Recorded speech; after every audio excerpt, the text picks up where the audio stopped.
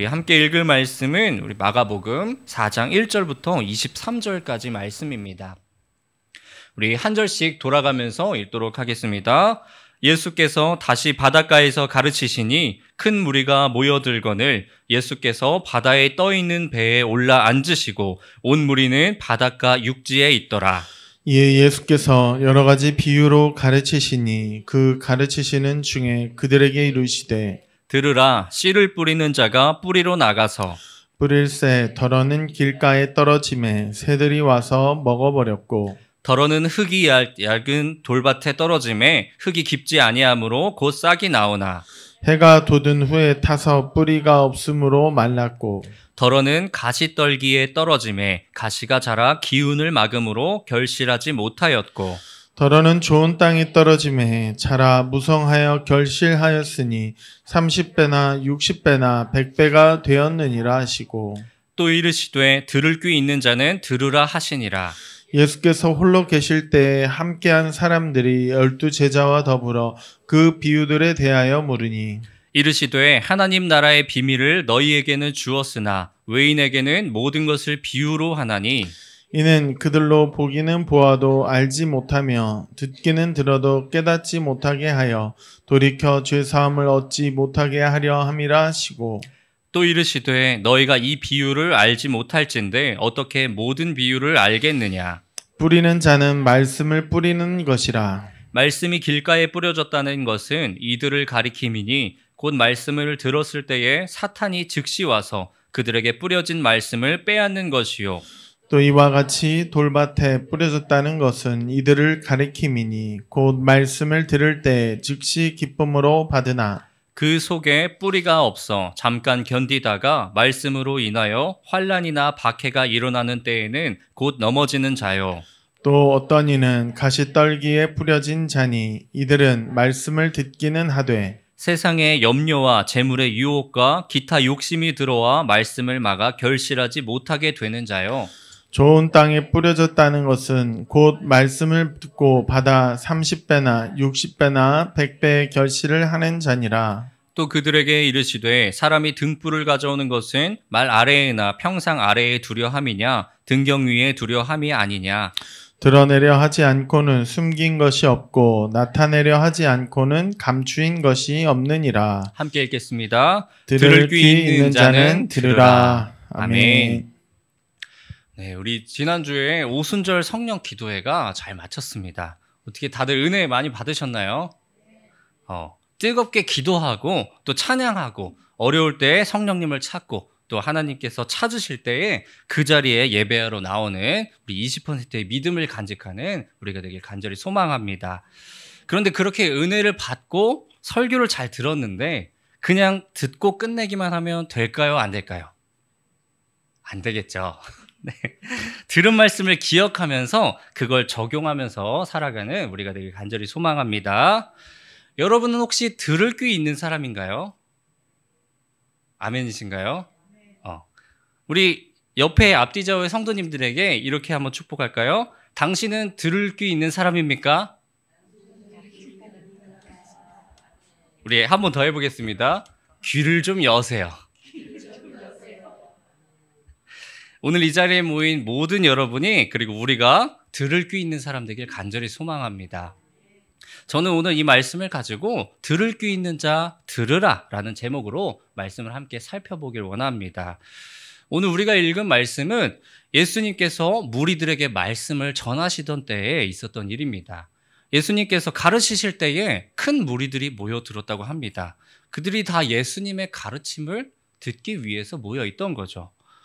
그때 예수님께서는 배 위에 올라 앉으시면서 여러 가지 비유로 그들에게 가르치고 또 설명하셨습니다. 그리고 그렇게 가르치시며 설명하신 것이 바로 오늘 말씀 본문입니다. 설명하신 말씀은 너무나 유명한 4가지 밭의 비유입니다. 씨를 뿌리는 자가 씨를 뿌립니다. 씨를 뿌린다고 하면은 우리가 흔히 떠올리는 이미지로는 농사를 짓거나 혹은 모내기를 하거나 그런 모습들, 아니면 화분에다가 씨앗을 심는 모습들. 우리나라 입장에선 사실 씨를 뿌린다 그러면은 씨앗을 심는 이미지가 먼저 떠오릅니다. 그래서 흙에다가 씨앗을 이렇게 심어주고 다시 덮어주고 그 위에 이렇게 삽으로 툭툭 쳐주고 물도 주고 그런 걸 많이 하죠.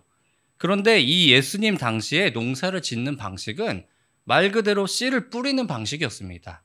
그냥 농사가 걸어 다니면서 씨를 이렇게 뿌리고 다니는 모습이 바로 농사를 하는 모습이었습니다. 씨앗을 뿌리면 어떻게 될까요? 바람에 날리기도 하고 또 혹은 바로 떨어지기도 하고 덜어는 길가에 떨어지고 혹은 덜어는 흙이 얕은 돌밭에 떨어지고 덜어는 가시떨기에 떨어지고 또 덜어는 좋은 땅에 떨어지고 하는 모습이 바로 그 당시에 농사를 짓는 모습이었습니다. 길가에 떨어지는 씨앗은 어떻게 될까요? 잘 자라겠죠? 안 자라나요? 물론 길가라고 하면은 우리가 흔히 생각하는 그런 길가는 아닙니다.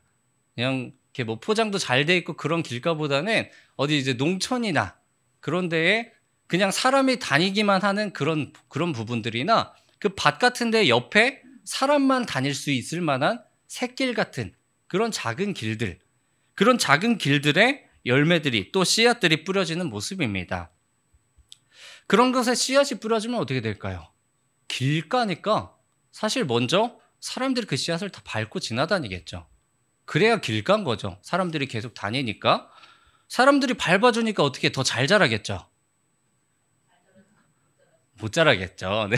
씨앗이 다 짓이겨지기도 하고 다 부서지기도 하고 혹은 만약에 이제 조금 더 옆으로 가서 사람이 조금 다니지 않는 곳으로 가면 어떻게 될까요? 오늘 말씀에서 나오는 것처럼 새들이 와서 먹기도 하는 모습을 보이겠죠.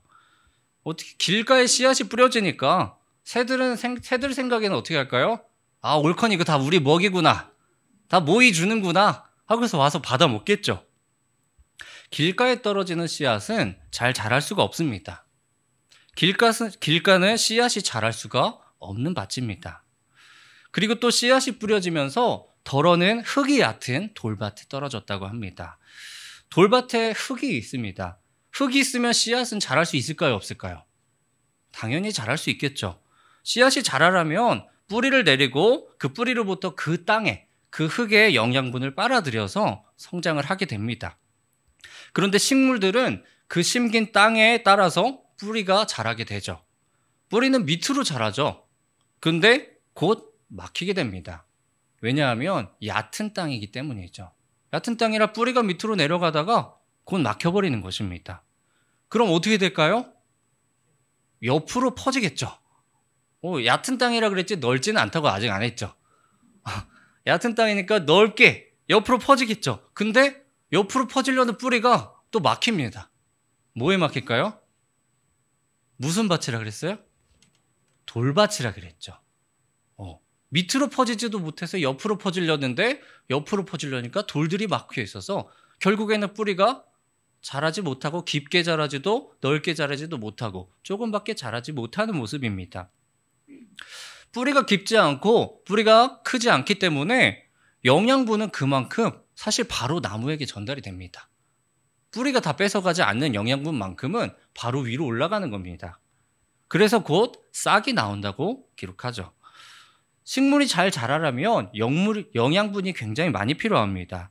뿌리로부터 영양분을 받아서 싹은 틔웠는데 뿌리가 깊지 못하고 흙이 깊지 못하니까 흡수할 영양분도 그만큼 줄어들겠죠.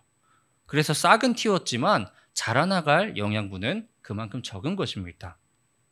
그래도 어떻게 보면 천천히 자랄 수는 있겠죠. 흙이 얕지만 그리고 뿌리가 작지만 그 조금씩은 받아서 다 자랄 수는 있을 것입니다. 그런데 문제는 해가 돋은 후에 그 햇빛을 받을 때에 광합성을 해야 되는데 저장하고 있는 수분이 적기 때문에 그만큼 금방 말라버린다는 것입니다. 흙이 얕은 돌밭은 씨앗이 자랄 수가 없는 땅입니다. 그리고 덜어는 가시떨기에 그 씨앗들이 떨어진다고 합니다. 가시떨기도 식물이죠. 그래서 가시떨기가 있는 땅은 식물이 자랄 수 있는 땅입니다. 그래서 오늘 성경에서도 보면은 그 식물이 자라지 못한다고는 안 해요. 씨앗이 자라기는 잘 자랍니다. 그런데 문제는 그 가시떨기가 같이 자란다는 거죠. 자라기는 자라는데 기운이 막히고 영양분은 그 땅에 한정되어 있는데 가시떨기가 자기가 성장하면서 필요한 영양분을 다 뺏어가는 겁니다. 심지어 씨앗에서 자라서 그 영양분을 가져가는 것보다 가시떨기가 성장이 더 빨라요. 성장이 더 빠르다는 것은 영양분을 그만큼 더 빨리 가져간다는 의미가 되겠죠. 그래서 그 씨앗이 자라지 못하게 기운을 막아서 결실을 맺지 못하게 됩니다. 그래서 기운을 막아서 영양분을 공급받지 못하는 그 가시떨기 땅, 그 땅도 결국에는 씨앗이 자라지 못하는 땅이 되는 것입니다. 그리고 덜어는 좋은 땅에 떨어졌습니다. 좋은 땅은 뿌리도 잘 자라고 또 기운을 막는 것도 없기 때문에 결실도 잘 맺게 되겠죠. 더 말할 것도 없이 사실 좋은 땅에 떨어진 씨앗은 굉장히 잘 자라는 씨앗으로 자랍니다. 그래서 성경에 말한 것처럼 30배, 60배, 100배에 달할 때까지 그 결실을 맺을 수 있는 땅이 바로 좋은 땅입니다. 이 비유에 대해서 말씀하시고 예수님께서는 들을 귀 있는 자는 들으라고 하십니다. 어떻게 무슨 말인지 다 알아들으셨나요? 제가 설교 이제 그만해도 네. 아직 못 알아들으셨나요? 아까 분명 들을 귀 있으시다고. 근데 이걸 알아듣지 못하는 게 사실 그 당시에도 굉장히 많은 사람들이 알아듣지 못했습니다. 이렇게 비유만 설명하면은 그 풀들이 자라고 당연히 좋은 땅에 씨앗을 뿌려야 되겠구나. 뭐 농사법 알려주시는 건가? 씨앗을 잘 기른 법 알려주시는 건가? 그렇게밖에 들리지 않은 사람도 많았을 것입니다. 그래서 예수님의 말씀을 들었던 사람들, 그리고 그 12 제자들은 예수님께 찾아와서 그 비유에 대해서 물었습니다. 항상 같이 다니던 12 제자도 그걸 알아듣지 못했던 것입니다. 그런데 주위의 말씀만 들어왔던 그 사람들도 알아듣긴 쉽지 않았겠죠. 그래서 예수님께서는 함께한 사람들, 또 그리고 12 제자들에게 그 비유에 대해서 하나씩 설명을 해주십니다. 14절에서 예수님은 뿌리는 자는 말씀을 뿌리는 것이다 하고 설명하시죠. 씨 뿌리는 자가 뿌리는 씨앗은 바로 말씀이었습니다. 말씀을 뿌리는 자들, 말씀을 전하는 자들이죠. 마치 오늘날 설교를 하듯이 하나님의 말씀을 전하는 것이 바로 씨를 뿌리는 행위인 것입니다. 그리고 말씀이 뿌려진 것은 그 말씀을 뿌려진 것을 통해서 앞선 비유를 설명하시죠. 이 비유들을 살펴보며 우리의 마음은 어떤 밭인지 굉장히 다시 한번 돌아보길 원합니다. 우리 15절 같이 한번 읽어보겠습니다. 15절 시작. 말씀이 길가에 뿌려졌다는 것은 이들을 가리킴이니 곧 말씀을 들었을 때에 사탄이 즉시 와서 그들에게 뿌려진 말씀을 빼앗는 것이요. 아멘. 말씀이 길가에 뿌려졌습니다. 길가에 뿌려진 씨앗은 새들이 와서 먹거나 사람들이 와서 밟거나 했었죠. 그리고 오늘 본문에서는 그 새들을 가리켜서 사탄이라고 표현합니다. 혹시 갈매기한테 새우깡 줘보신 적 있으신가요? 아니면 뭐 주는 걸 구경해 보신 적 있으신가요?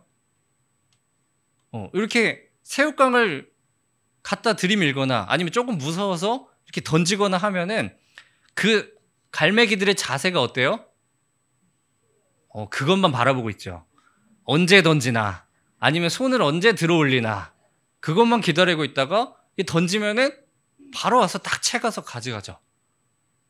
그것뿐만이 아니죠. 사실 비둘기들도 혹시 모이 주는 모습 혹시 보셨나요? 이건 무슨 맘이라고 부를까요? 고양이들은 캣맘 이렇게들 부르는데 그 비둘기들도 가끔 사료를 주시는 분이 주기적으로 있더라고요. 그래서 그분들이 이렇게 모이를 딱 던지면은 호다닥 몰려들어가지고 그걸 다 먹는 모습들. 길가에 뿌려지는 것은 특히 새들이 모이 주는 것으로 파악하기 쉽습니다. 실제로 비둘기들 사이에서 아까 말한 것처럼 우르르 모여드는 그 모습들. 아니면은 갈매기가 그 새우깡을 먹으려고 기다리고 던질 때만 바라보고 있는 모습들. 사탄은 호시탐탐 우리의 말씀을 먹어치우기 위해서 우리를 기다리고 있습니다. 우리의 손에서 그 말씀이 떨어질 때까지, 우리 안에서 말씀이 던져질 때까지 계속 그것만 바라보고 있는 게 바로 사탄입니다. 만약 말씀이 뿌려진 곳이 길가라면 내가 손 쓰기도 전에 이미 사탄이 말씀을 빼앗아 간다는 것입니다. 길가에 새우깡 뿌려졌는데 새보다 내가 빨리 죽을 수 있을까요? 갈매기가 먼저 죽어가겠죠. 그 모습처럼 우리가 말씀을 들었을 때 만약에 우리의 마음밭이 길가라면 우리가 그 말씀을 받기도 전에 사탄이 와서 채갔다는 것입니다. 내 마음이 길가라면 말씀이 결실을 맺을 수 있을까요?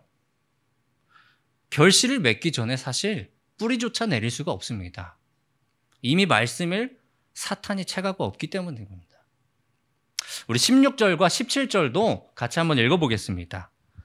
시작. 또 이와 같이 돌밭에 뿌려졌다는 것은 이들을 가리킴이니 곧 말씀을 들을 때에 즉시 기쁨으로 받으나 그 속에 뿌리가 없어 잠깐 견디다가 말씀으로 인하여 환난이나 박해가 일어나는 때에는 곧 넘어지는 자요. 아멘.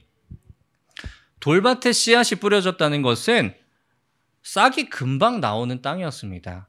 그런 것처럼 돌밭에 말씀이 뿌려지면은 즉시 기쁨으로 받는다라고 표현을 합니다. 오늘 들은 말씀이 마치 내 이야기를 하는 것 같고 아니면 나에게 꼭 맞는 말씀을 하는 것 같고 너무 은혜롭고 너무 기쁩니다. 그런데 그 뿌리가 제대로 자리를 잡지 못하는 거죠. 실제로 뿌리가 단단히 자리 잡지 못한 식물들은 이렇게 살살살 들어 올리면은 뿌리채 금방금방 들어 올려지는 식물들이 굉장히 많죠. 그런데 그 뿌리가 단단하게 다 자리 잡은 식물들은 들으려고 해도 들어지지 않고 그 뿌리를 잘라내야만 들어지는 경우도 있습니다. 말씀도 마찬가지인 거죠. 환난이나 박해, 즉 어려움이 있을 때에 그걸 견뎌야 하는 것이 뿌리인데 뿌리가 없기 때문에 그걸 견디지 못하고 뽑혀나가게 되는 것입니다. 바람만 불어도 날아가 버리는 식물들도 굉장히 많습니다. 그렇게 우리의 마음밭이 돌밭이라면 어려움을 겪일 때에 내 믿음이 흔들리고 곧장 넘어지게 될 수밖에 없는 것이죠. 우리 18절과 19절도 함께 같이 읽어보겠습니다. 시작.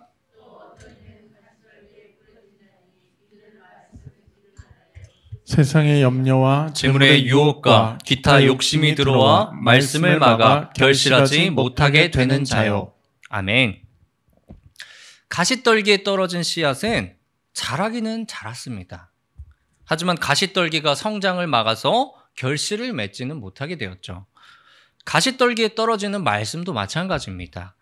그 안에서 말씀이 자리를 잡기도 하고 뿌리도 잘 맺습니다. 그런데 그런 말씀의 은혜만 있는 것이 아니라 내가 겪는 세상의 염려와 또 재물의 유혹과 내 욕심들이 함께 들어오는 것입니다. 그것들이 말씀보다 더 크게 다가오게 됩니다. 그러면 말씀으로 받는 은혜와 감사와 믿음으로 그걸 이겨내야 되지만 어려움에 대한 불안과 또 걱정 또한 나의 욕심들이 더 크기 때문에 그 말씀에는 결국 결실이 없어지게 됩니다. 가시가 씨앗의 영양분을 뺏어가는 것처럼 그런 어려움과 불안과 걱정 또 내 욕심 이런 것들에 우리의 시선이 빼앗겨서 결실을 맺어야 하는 우리의 믿음의 영양분이 다 빼앗겨버리게 되는 것입니다. 그렇게 우리의 마음밭이 만약에 가시떨기가 있는 밭이라면 결실을 맺지 못하게 되는 것입니다. 우리 20절도 같이 한번 읽어보겠습니다. 시작. 좋은 땅에 뿌려졌다는 것은 곧 말씀을 듣고 받아 30배나 60배나 100배의 결실을 하는 자니라. 아멘. 좋은 땅에 떨어진 씨앗은 잘 자라서 30배, 60배, 100배의 결실을 맺습니다. 마찬가지로 말씀도 좋은 땅에 말씀이 뿌려지면은 그 말씀이 결실을 맺어서 30배, 60배, 100배의 결실을 맺게 된다고 합니다. 여러분의 마음밭은 어떤 밭인 것 같으십니까? 잘 믿어나가지만 어려움이 닥칠 때 믿음이 곧장 흔들리시나요? 혹은 예배를 드리면서 나의 힘든 것들이 혹시 떠오르긴 하시나요? 내가 원하는 것, 나의 욕심들이 혹시 떠오르곤 하시나요? 우리의 마음밭은 어떤 밭일까요? 나는 길가다. 길가는 없나요? 그럼 나는 돌밭인 것 같다. 나는 가시떨기인 것 같다. 다들 그럼 좋은 땅이신가요? 아멘이신가요? 다들 좋은 땅이신 건가요?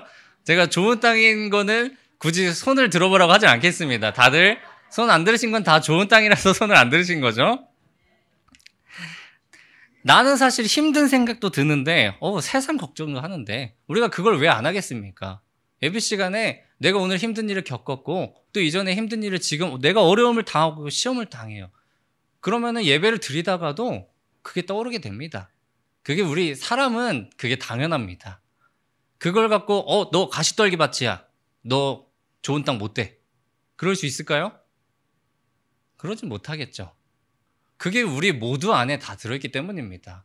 서로가 때로는 어떨 땐 길가의 밭이었다가 때로는 돌밭의 밭이었다가 때로는 가시떨기 밭이었다가 그러다가 내 마음이 다시 건강해져서 다시 하나님께서 우리와 함께 하실 때 우리가 좋은 땅에 되어서 주님의 말씀을 듣기도 하고 그러다가도 다시 시험이 들어서 다시 길가로 돌아가기도 하고 그런 믿음의 여정이 사실 우리의 신앙 생활인 거죠. 그럼 나의 앞에 밭은 어떤 밭일까? 그것을 우리가 어떤 밭을 추구해야 하는 것인가? 그렇게 물어봤으면 모두가 다 정답을 알고 계시겠죠. 우리가 추구해야 할 밭은 당연하게도 좋은 땅입니다. 예수님께서는 이렇게 비유를 설명하시고 나서 23절에서도 말씀하시기를 들을 귀 있는 자는 들으라 하고 말씀하십니다. 아까 전과 동일하죠. 어떻게 다 알아들으셨나요? 이제는 조금 알아들으셨나요? 다행이네요. 그렇죠? 우리가 조금 더 들을 게 있는 자가 되었습니다. 들을 게 있는 여러분. 그러면은 이제 다시 한번 물어보겠습니다. 우리가 좋은 땅을 추구해야 되는데 어떻게 좋은 땅으로 만들 수 있습니까? 이제 들을 게 있으셔서 다 들으셨으니까 이제 들을 기로 나가는 방법이 뭘까요? 하나님 말씀에 순종하고 아멘입니다. 우리가 하나님의 말씀을 따라가고 순종하고 또 찬양하고 기도하고 하나님께 나아가고 하나님께만 매달릴 때에 사실 우리가 더 나아갈 수 있는 것이 올바른 방법이겠죠. 내 마음이 그 밭으로 비유하고 있을 땐 사실 그 밭을 가꾸는 방법도 있어야 되겠죠. 그래야 그게 우리의 밭인 거고 우리가 가꿀 수 있는 좋은 땅으로 나아갈 방법이지 않습니까? 예수님이 괜히 그것을 땅으로 비유하고 괜히 밭으로 비유하신 게 아닌 것입니다. 그런데 이 땅을 좋은 땅으로 할 때 비료를 뿌리는 것. 이 비료를 좀 먹을까요? 그건 좀 안 되죠. 좀 위험하죠. 아니면 비료를 줄 수는 없으니까 이 나무에 영양분을 이렇게 꽂아서 하는 거. 그거 다 아시나요? 노란색 이렇게 주사기처럼 꽂힌 거. 그것처럼 저희도 링게를 좀 맞고 수액을 좀 맞고 아멘이죠. 사실 그 영양분과 비료들 그것들이 하나님의 말씀이 되는 거죠. 오늘 본문 가운데서는 또 어떻게 밭을 가꾸고 밭을 이끌어 나가는지에 대해서 이미 설명을 해주셨습니다. 하지만 우리가 그것을 발견하지 못했던 거죠. 우리 본문 가운데서 예수님께서 비유를 설명하시면서 계속해서 반복하면서 설명하시는 게 있었습니다. 우리 15절부터 20절까지의 말씀을 그것에 주의하면서 또 반복된 것이 무엇이 있는지를 살펴보면서 우리 다시 한번 읽어보겠습니다. 읽겠습니다. 시작. 말씀이 길가에 뿌려졌다는 것은 이들을 가리킴이니 곧 말씀을 들었을 때에 사탄이 즉시 와서 그들에게 뿌려진 말씀을 빼앗는 것이요. 또 이와 같이 돌밭에 뿌려졌다는 것은 이들을 가리킴이니 곧 말씀을 들을 때에 즉시 기쁨으로 받으나 그 속에 뿌리가 없어 잠깐 견디다가 말씀으로 인하여 환난이나 박해가 일어나는 때에는 곧 넘어지는 자요. 또 어떤 이는 가시떨기에 뿌려진 자니 이들은 말씀을 듣기는 하되 세상의 염려와 재물의 유혹과 기타 욕심이 들어와 말씀을 막아 결실하지 못하게 되는 자요. 좋은 땅에 뿌려졌다는 것은 곧 말씀을 듣고 받아 30배나 60배나 100배의 결실을 하는 자니라. 아멘. 어떻게 본문을 읽으시면서 반복되는 것이 무엇인지 조금 살펴보셨나요? 먼저는 말씀에 대해서 얘기를 하고 있죠. 이 네 가지 밭은 말씀에 관련된 비유입니다. 그럼 말씀을 어떻게 해야 된다는 거예요? 말씀을 들으라라고 말을 하고 있죠. 본문에서 그 네 가지 밭에 대해서 설명을 할 때에는 모두 말씀에 대해서 말하고 있고 그 말씀을 듣는 것에 대해서 우리에게 알려주고 있습니다. 길가에 뿌려졌을 때는 곧 말씀을 들었을 때에 사탄이 즉시 와서 빼앗는다 그렇습니다. 돌밭에 뿌려졌을 때는 곧 말씀을 들을 때에 즉시 기쁨으로 받는다. 가시떨기에 뿌려졌을 때는 이들은 말씀을 듣기는 하되 결실하지 못한다 말합니다. 그리고 좋은 땅에 뿌려졌을 때는 곧 말씀을 듣고 결실하는 자니라 라고 말씀합니다. 말씀을 듣는 것을 말하죠. 그럼 우리는 알 수 있게 되죠. 오늘 이 비유는 우리가 말씀을 듣는 자세를 나타내는 것이구나. 말씀을 우리가 어떻게 듣느냐에 따라서 나의 마음의 밭이 달라지는 거구나. 우리는 늘 말씀을 듣죠. 주일마다 듣고 또 첫 시간 예배 때 듣고 수요 예배 때 듣고 또 금요 기도회로 또 듣고 다시 주일 예배로 또 듣고 그 밖에도 다른 부분에서 굉장히 많이 우리는 말씀을 듣습니다. 평생을 말씀을 들으면서 우리는 살아가죠. 그 말씀을 들을 때마다 씨 뿌리는 자는 씨를 뿌립니다. 그런데 그 씨를 받는 나의 밭은 매번 다릅니다. 오늘 내가 좀 힘들었다? 그럼 그 씨가 돌밭에 떨어지겠죠. 혹은 시험 들어서 내 마음이 너무나 어려울 때에 길가에 떨어질 수도 있습니다. 아니면 한편으로는 그걸 잊어보려고 노력을 좀 해서 말씀을 들으며 기쁨으로 나아갑니다. 그런데 이내 다시 자기의 힘든 것이 떠오르고 또 내가 지금 관심 있는 것이 떠오르고 다른 생각을 하게 되고 그렇게 가시떨기밭에 떨어지게 됩니다. 그러면 말씀을 듣지만 결실이 있습니까? 없습니까? 결실이 없습니다. 씨를 뿌렸는데 결실이 없으면 그 농사는 성공한 겁니까? 실패한 겁니까? 그 농사는 실패한 겁니다. 결실을 맺게 하는 것은 그럼 농부입니까? 아니면 밭입니까? 둘 다입니다, 사실. 뿌리는 씨앗이 사실 자랄 수 있는 씨앗을 뿌려야 되겠죠? 그리고 그 씨앗이 뿌려지는 땅은 또 어떤 땅이어야 돼요? 좋은 땅이어야 되겠죠. 그렇게 말씀을 전하는 자와 듣는 자 모두가 함께 좋은 씨앗과 좋은 땅이 되었을 때 비로소 결실을 맺을 수가 있게 되는 것입니다. 그러면 어떻게 들어야 하는 걸까요? 우리가 이거 말씀을 듣는 거라는 건 알겠고 그 말씀을 듣는 자세에 따라서 이 밭이 달라지는 것까지는 알았는데 그럼 어떻게 들을 때 우리가 좋은 땅으로 나아갈 수 있게 되는 것일까? 오늘 이 비유는 들음의 문제잖아요. 그래서 듣다라는 그 단어가 굉장히 중요합니다. 듣는다라는 단어는 오늘 말씀에서 사용된 헬라어로 아쿠오라는 단어가 바로 듣다라는 단어입니다. 이 네 가지 밭에 모두에 아쿠오라는 단어가 사용되는데 조금 다른 것이 하나 있습니다. 앞선 세 가지의 밭, 길가, 돌밭, 가시떨기밭, 이 밭에 사용된 아쿠오는 과거형입니다. 혹시 과거형이 뭔지 아시나요? 지나간 것이죠. 그렇죠? 그걸 우리 한국말로 썼을 때는 들음으로 그게 과거가 되면 들었다. 아니면 뭐 들었었다. 들었었었었다. 뭐 이러면서 이미 과거에 지나가는 것들, 그것을 우리는 과거형이라고 표현을 하죠. 들을 때 이렇게 과거형으로 듣는다는 것은 이미 그 들음의 순간이 지나간 겁니다. 이미 과거에 들은 거예요. 한 귀로 듣고 한 귀로 나가버리는 것입니다. 지금 들었는데 힘드니까 그 말씀이 없어졌어요. 말씀을 듣는다는 갑자기 힘든 생각이 나죠. 그럼 지금 내가 생각하고 있는 것은 말씀인가요? 힘든 생각인가요? 이미 내 머릿속에 말씀이 없어져 버렸죠. 그때 내 밭은 무슨 밭입니까? 좋은 밭입니까? 아니면 좋지 못한 밭입니까? 좋지 못한 밭이 되겠죠. 그렇게 듣고 지나가면은 우리가 받아야 될 말씀들은 사탄이 다 채가버립니다. 새가 씨앗을 채가듯이 사탄이 우리의 말씀을 빼앗아가고 가시떨기가 영양분을 빼앗아가듯이 우리의 삶에 자라나 있는 가시들, 세상의 염려와 재물과 유혹과 욕심들이라는 그 가시들이 우리의 말씀의 영양분을 빼앗아갑니다. 우리가 말씀을 들으면서 아무리 은혜를 받아도 그 말씀이 과거로만 지나간다면 그 말씀은 이미 빼앗기고 없는 것입니다.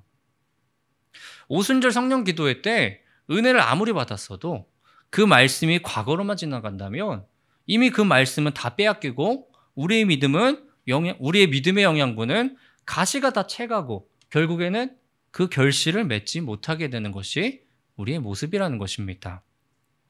그에 반해서 좋은 땅에 뿌려진 씨앗은, 좋은 땅에 뿌려진 말씀을 듣는다고 표현할 때 이 아쿠어라는 단어는 현재형으로 사용이 되었습니다. 현재는 지금이죠. 지금이라는 것은 사실 멈춰있지 않습니다. 지금 이 순간에도 계속해서 이 자리가 지금이 되고 또 다시 지금이 되고 또 다시 지금이 됩니다. 새롭게 갱신되는 것이 바로 우리에게 있어서 현재입니다. 그리고 좋은 땅에 뿌려진 말씀은 그 말씀을 들을 때에 듣고 지나가는 것이 아니라 들어 나간다는 것입니다. 계속해서 듣고 그것이 나에게 지금 들려오고 나는 지금 그 말씀을 듣고 있고 바로 지금 이 순간까지 계속해서 듣는 것이 현재형으로서 듣는 모습인 것입니다. 찬양을 내가 부를 때 어떻게 됩니까? 그리고 찬양을 들을 때에 그 부르고 있을 때는 혹은 듣고 있을 때는 현재형이죠. 나는 지금 음악을 듣고 있어. 나는 음악을 들어나가고 또 찬양을 부르고 있어. 그 순간에 어떻게 합니까? 우리가 은혜가 되고 또 기쁨이 되죠.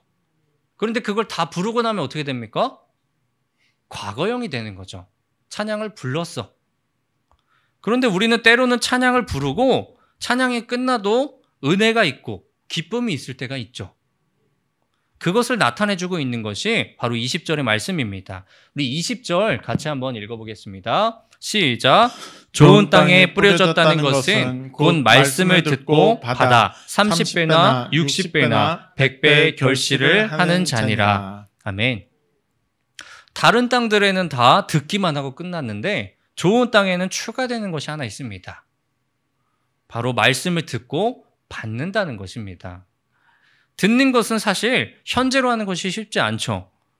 아까 우리가 찬양을 부르고 음악을 듣고 하는 것처럼 지금 듣고 있다가 이 말씀이 끝나고 찬양이 끝나고 나면 더 이상 들리는 게 없기 때문입니다. 하지만 그렇다고 거기서 끝나버리면 어떻게 됩니까?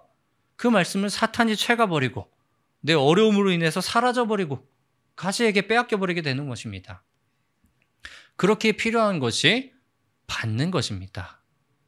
듣고 받아들이는 것이 있어야 현재를 듣는 것입니다. 오순절 성령 사건이 임할 때에도 같은 일이 있었습니다. 우리 사도행전 1장 4절 같이 한번 읽어보겠습니다. 시작.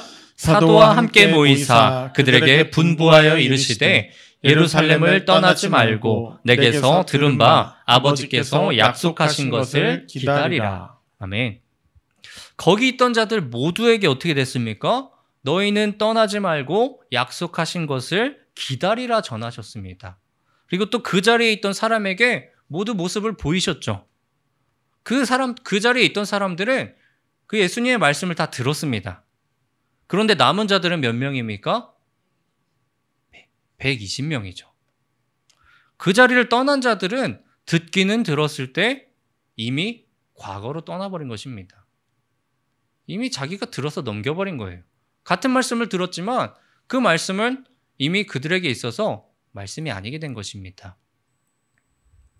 그들은 그 말씀을 빼앗기고 결국에 성령이 임하는 그 자리에 참여하지 못하게 되었죠. 결실을 맺지 못한 겁니다. 하지만 남아있던 자들은 그 말씀을 듣고 받아서 그 순간까지, 성령이 임하는 그 순간까지, 그 말씀이 적용되는 그 지금까지 그 말씀을 계속해서 듣고 있었던 것입니다. 이 자리에 있으라, 이 자리에서 기도하라. 아멘. 그 순간에 기도하고 그러다가 그걸 못 버티고 이동한 사람이 있을까요, 없을까요? 이 성경에 기록되지 않았지만 그런 사람들도 있을 수도 있습니다. 그런데 그 오순절 성령이 임할 때 분명히 남아있던 자들, 그 자들은 그 말씀을 계속해서 순종했던 것입니다. 그 순간까지, 그 말씀이 이루어지는 그 현재, 그 지금까지. 그 모습이 현재로 듣는 모습이고 또 들은 것을 받는 모습입니다. 현재로 말씀을 듣는 것은 내가 그걸 듣는 행위로만 나타나는 것이 아니라 내가 그 들은 걸 순종하며 살아갈 때 나타납니다. 듣기만 하고 끝난다면은 결국에는 그 말씀은 결실은 맺기가 힘듭니다. 길가처럼 아예 전달도 안 되거나 혹은 돌밭처럼 듣는 순간에는 기쁘고 은혜가 되지만 어려운 일을 만나면 무너지고 혹은 가시떨기밭처럼 자라나는 것처럼 보이지만 세상의 유혹과 시험이 더 커서 막히기도 하고 결과적으로는 내 삶에서는 어느샌가 말씀은 사라지고 또 성령이 임하는 그 자리에 내가 참여하지 못하게 되는 것이 바로 과거로 들었을 때 나타나는 모습입니다. 한 주간도 그리고 여러분이 앞으로 살아가면서 듣는 것을 중요시하는 우리가 되길 간절히 소망합니다. 내 마음의 밭이 좋은 땅에 되는 것은 내 들음의 자세에서 비롯됩니다. 그렇기 때문에 예수님께서는 그 무리들에게 말씀하십니다. 들을 귀 있는 자 들으라. 그 들으라는 것은 단순히 지금 내가 하는 얘기를 들으라는 것이 아닙니다.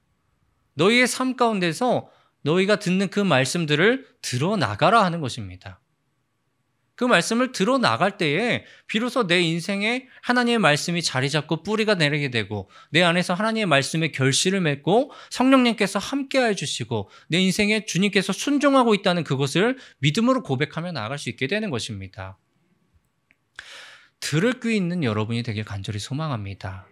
말씀을 듣고 받아서 성령이 임하는 그 자리에서 기도하면서 또 성령을 받았던 그들의 모습처럼 말씀을 듣기만 하고 넘기는 것이 아니라 사탄과 상황에게 믿음의 영양분을 다 빼앗겨 버리는 것이 아니라 그 말씀을 듣고 받아서 그 말씀이 내 삶에 이루어지는 그 순간까지 그 말씀에 순종하며 살아가길 원합니다.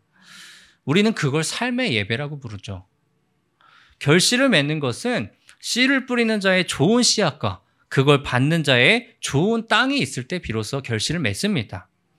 말씀을 들을 때에 그 말씀의 결실을 맺는 것은 우리들 스스로의 몫도 있다는 것입니다. 말씀을 듣고 받아서 하나님 말씀에 순종하며 살아가는, 또 성령님이 임하시는 그 자리에 남아있는 들을 귀 있는 자들은, 들을 귀 있는 사람들이 되는 우리 성도님들 되기를 주님을 간절히 소망합니다. 우리 시간 기도 제목 가지고서 기도하며 나아가길 원합니다.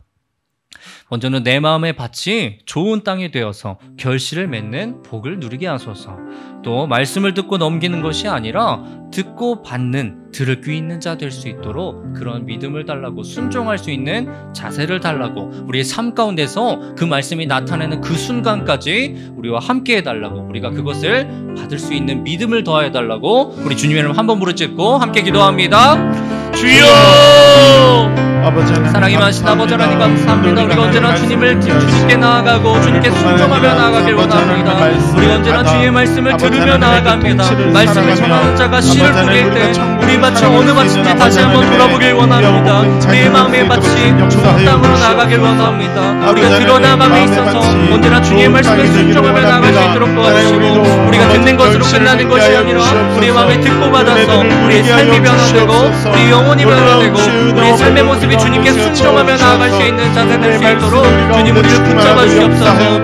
그 오순절 성령 기도 가운데서 성령이 임했던 그 자리에 남아있던 자들처럼 우리도 말씀을 듣고서 그 말씀을 들어 넘기는 것이 아니라 그 자리를 들어서 그것이 이루어지는 그 순간까지 성령님이 임하시는 그 자리에 우리가 나아갈 수 있도록 우리에게 순종의 자세를 있게 하시옵소서. 우리가 들을 길을 열어주시옵소서. 우리가 주님의 말씀을 듣고서 그것을 깨달을 수 있는 지혜를 허락하시옵소서. 우리가 그 명철 가운데서 우리가 들음으로 인해서 변화되는 모든 삶 가운데서 우리가 그것이 주님으로부터 비롯되었다는 것임을 주님께서 우리에게 하시는 그 말씀이 온전하시고 우리가 믿음으로 고백하길 원합니다.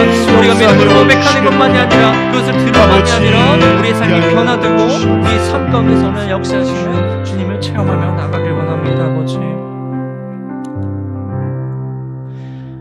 사랑이 많으신 하나님 아버지 감사합니다. 우리 오늘 4가지 밭의 비유를 통해서 우리의 마음밭을 돌아보았습니다.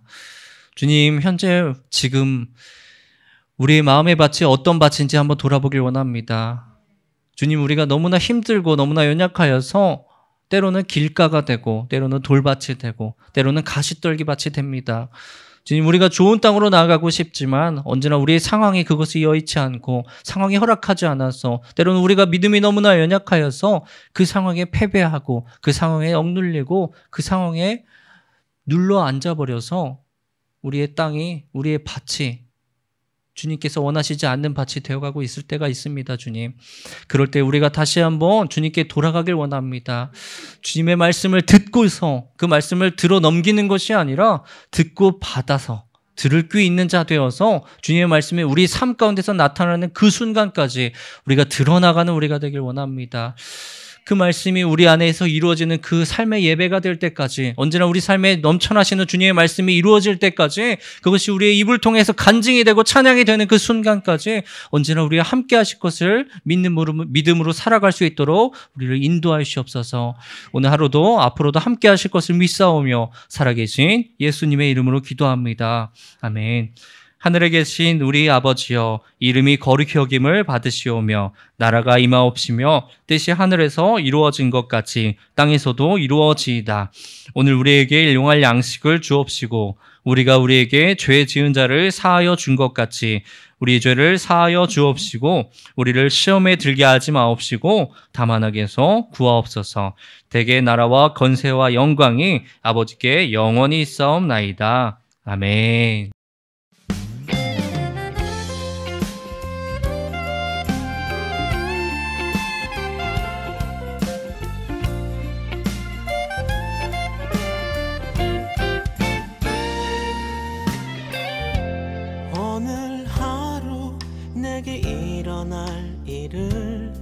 내 작은 지혜로 세상 그 누구도 다 알 수 없지만 나의 모든 길 주의 손에 있으니 무슨 일을 만나도 저녁이 되면 나는 찬양하리라.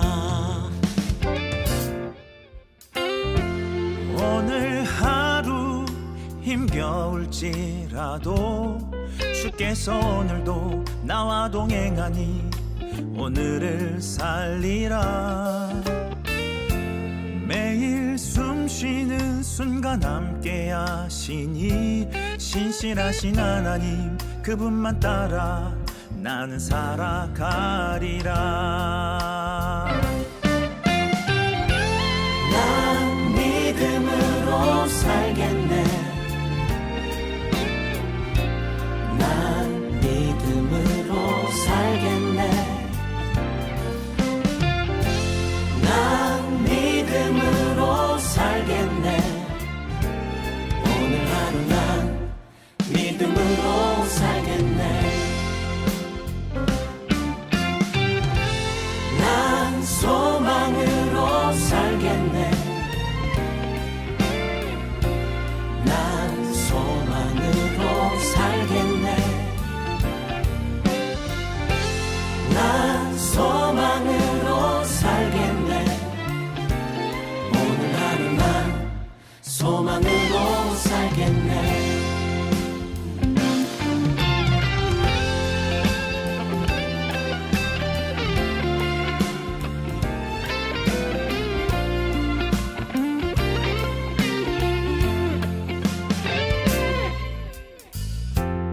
오늘 하루 내가 만나는 이들 서로 사랑하라 말씀하셨으니 나 사랑하리라. 먼저 날 사랑하신 예수님 사랑, 어느 누굴 만나도 그 사랑으로 나는 사랑하리라. 난 사랑하며 살겠네. 난 사랑하며 살겠네. 난 사랑하며 살겠네. 오늘 하루 난 사랑하며 살겠네. 난 찬양하며 살겠네. 난 찬양하며 살겠네. 난 찬양하며 살겠네. 오늘 하루 난 찬양하며 살겠네. 난 찬양하며 살겠네. 난 찬양하며 살겠네. 난 찬양하며 살겠네. 오늘 하루 난 찬양하며 살겠네. 오늘 하루 난 믿음으로 살겠네.